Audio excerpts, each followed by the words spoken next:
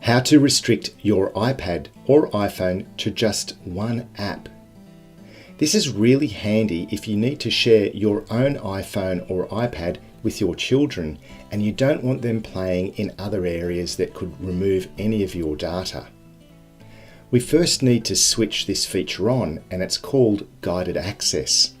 So if you pop down to your Settings app and then scroll down to General and then across to Accessibility. Then swipe all the way towards the bottom. Under the heading Learning, you'll see Guided Access, and we need to turn that on. So just tap on this button. And now you've switched on Guided Access. And Guided Access can be accessed by triple clicking the Home button here.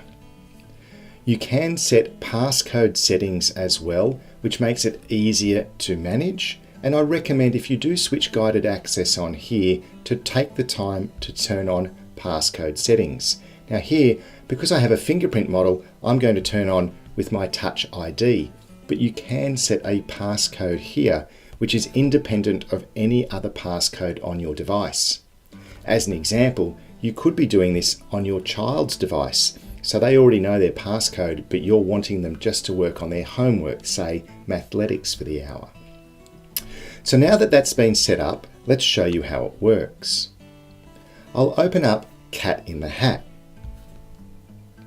And so it's now ready to be used. And so at this front screen, we've got buttons that the kids could touch accidentally, and I just want them to sit down and have it read to them. So I'll click on Read to Me. So the book is ready to go. It's reading out to the child, highlighting the words, but what we need to do right now is triple click this Home button.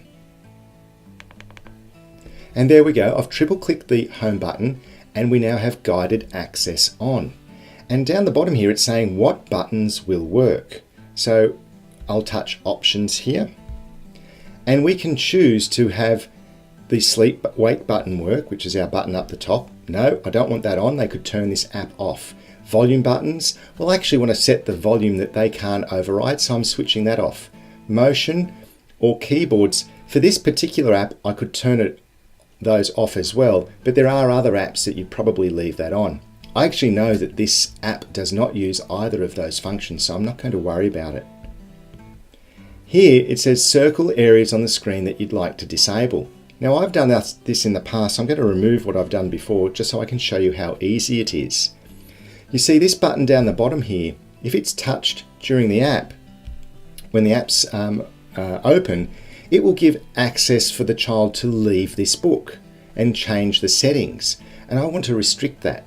So it says here, circle areas on the screen you would like to disable. So I'm literally going to take my finger here and I'm going to circle around that arrow down the bottom.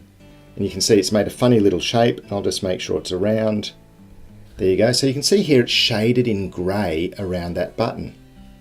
Now also the time limit here, I can touch the time limit and say, I want you to read this book for 10 minutes, and that is all.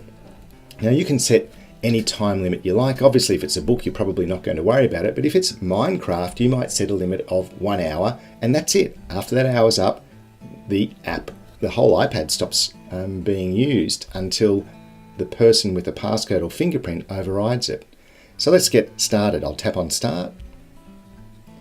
Now it's asking me to enter a passcode because I haven't entered one before. For this example, I'm just doing 1, 2, 3, 4, 5, 6, but obviously you wouldn't do something that simple. And now it says Guided Access started and it will go for 10 minutes. So now I'm going to click on the Home button. Nothing happens. I'm going to click up here on the Sleep Wake button. Nothing happens. You can see when I've done that, a little warning has popped up on the screen saying Guided Access is enabled. I can touch the screen and still interact with this app. So the child's still able to play and do things on the screen, but now I'm going to tap down here in this bottom left corner and it does nothing. Because that shaded grey area, it's hiding that button and nothing happens. I need to swipe to the next page? I can, and we can continue reading the book.